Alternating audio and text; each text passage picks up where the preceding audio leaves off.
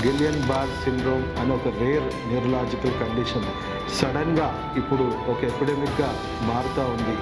ఇది ఒక పాండమిక్గా మారే అవకాశం ఉందా? వందల సంఖ్యల్లో కేసులు నమోదు అవుతూ ఉన్నాయి. Maharashtra, Andhra Pradesh, Telangana, all over India వందల సంఖ్యలో జరుగుతూ ఉన్నాయి.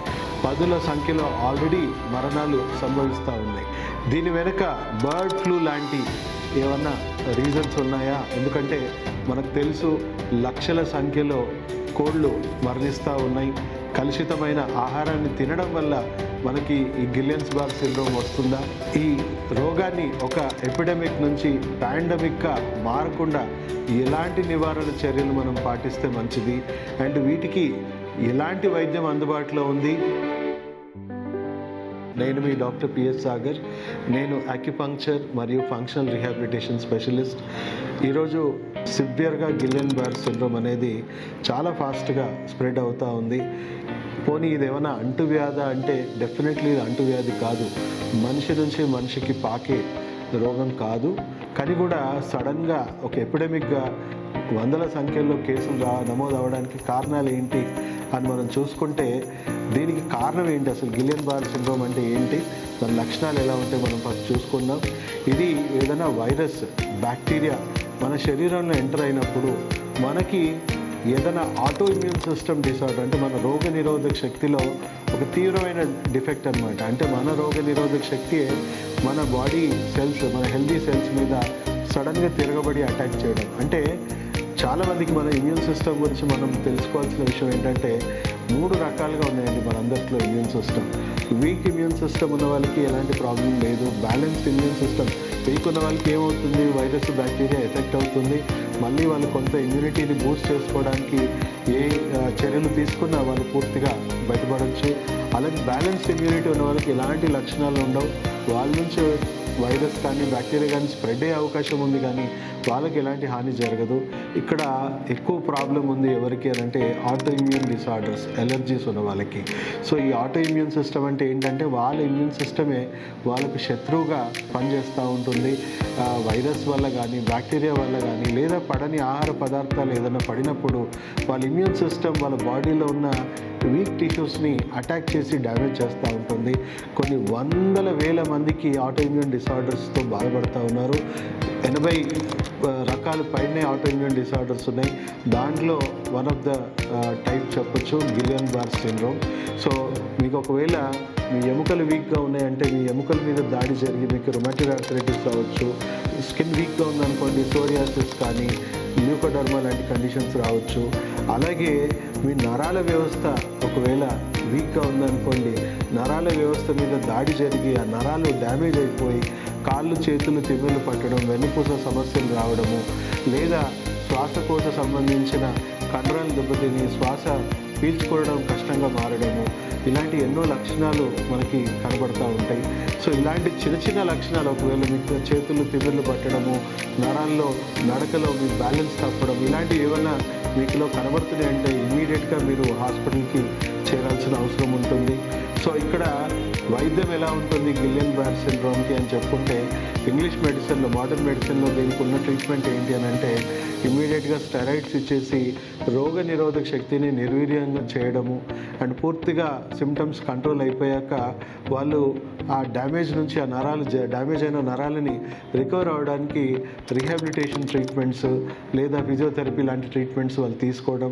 కొంతమంది పూర్తిగా కోలుకునే అవకాశం ఉంటుంది, కొంతమంది జీవితాంతం పూర్తి డ్యామేజ్తోని పూర్తిగా పారాలిటిక్ కండిషన్ లాగా మారిపోతూ ఉంటుంది.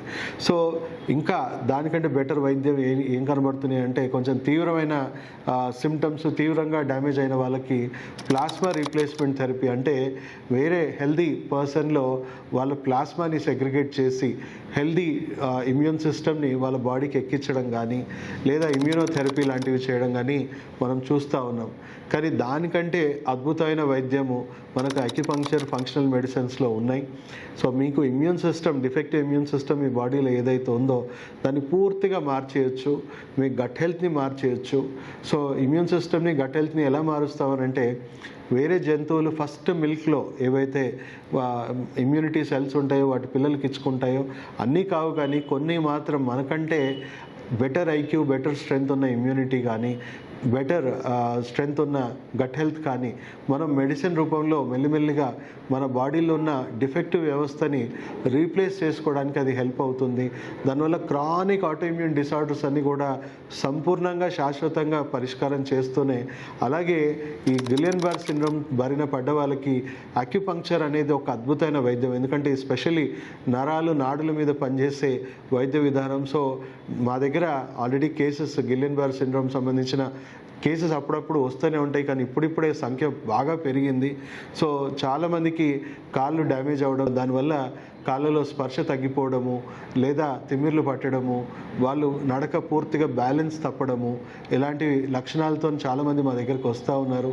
సో వాళ్ళకి గట్ హెల్త్ ఇమ్యూన్ సిస్టమ్ని పూర్తిగా మార్చేస్తూ స్టెమ్ సెల్ థెరపీ ఇస్తూ వాళ్ళకి అక్యుపంక్చర్ ట్రీట్మెంట్ కాంబినేషన్లో ఇవ్వడం వల్ల ఆ డ్యామేజ్ అయిన నర్వస్ సిస్టమ్ కూడా తక్కువ సమయంలో 1 to 3 months లోపే, చాలామంది క్రానిక్గా ఉన్న వాళ్ళకి కూడా 1 to 3 months, ఇంకా క్రానిక్ సివియారిటీ ఉన్న వాళ్ళు 3 to 6 months లోపు ఆ డ్యామేజ్ అయిన నర్వస్ సిస్టమ్ కూడా మెల్లిమెల్లిగా మళ్ళీ రికవర్ అయ్యి రీజనరేట్ అయ్యి, అక్యుపంక్చర్ ద్వారా కూడా ఒక రీజనరేటివ్ ట్రీట్మెంట్ కాబట్టి రీజనరేట్ అయ్యి వాళ్ళ బాడీ బ్యాలెన్స్ కానీ నరాల్లో ఉన్న డ్యామేజెస్ అన్నీ హీల్ అయిపోయి నార్మల్ లైఫ్కి వాళ్ళని తీసుకురావచ్చు.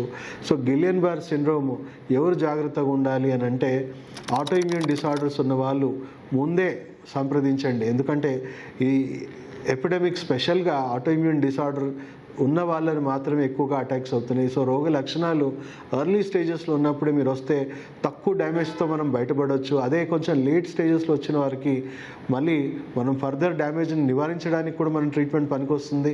అండ్ ఆల్రెడీ జరిగిన డ్యామేజ్ని కూడా రివర్స్ చేయడానికి కొంచెం ఎక్కువ సమయం పడుతూ ఉంది. సో ఎంత అర్లీగా మనం ఈ ట్రీట్మెంట్ తీసుకోవడం వల్ల అంత తక్కువ డ్యామేజ్తో బయటపడవచ్చు. అండ్ ఆటోఇమ్యూన్ డిసార్డర్స్ ఉన్న వాళ్ళు ప్రతి ఒక్కరు కూడా ఈ ప్రాబ్లం ఉన్న వాళ్ళు డెఫినెట్గా మీరు మమ్మల్ని సంప్రదించడం మంచిది, లేదా ఇమ్యూన్ సిస్టమ్ని మార్చుకునే ట్రీట్మెంట్ అయినా మీరు పాటించండి. సో దయచేసి చాలామంది భయోత్పాదం అనేది సంభవిస్తూ ఉంది. సో ప్రతి ఒక్కరు కూడా ఈ జీబీడీ డిసీజ్ గురించి అందరూ కూడా అవగాహన కలిగించడానికి వీడియో ప్రతి ఒక్కరికి షేర్ చేయండి. అండ్ ఎవరికైతే ఆటోఇమ్యూన్ డిసార్డర్స్ ఎలర్జీస్ ఉన్నాయో వాళ్ళు తక్షణం మీరు మాలాంటి ఎక్స్పర్ట్స్ని సంప్రదించి మీ ఇమ్యూన్ సిస్టమ్ని బాగా చేసుకొని, ఈ జీబీడీ అని కాదండి ఇంకా ఎన్నో ఆటోఇమ్యూన్ డిసార్డర్స్ కూడా మీకు వచ్చే అవకాశాలు ఉంటాయి. సో ఆ డిఫెక్టివ్ ఇమ్యూనిటీని పూర్తిగా మళ్ళీ మార్చుకొని ఒక హెల్దీ ఇమ్యూనిటీతోని మీ ఆరోగ్యం ఆయుష్తో మళ్ళీ నార్మల్ లైఫ్ని జీవించడానికి మీకు హెల్ప్ అవుతుంది. సో అందరికీ వీడియో షేర్ చేయాల్సిందిగా కోరుకుంటూ సెలవు తీసుకుంటూ మీ డాక్టర్ సాగర్.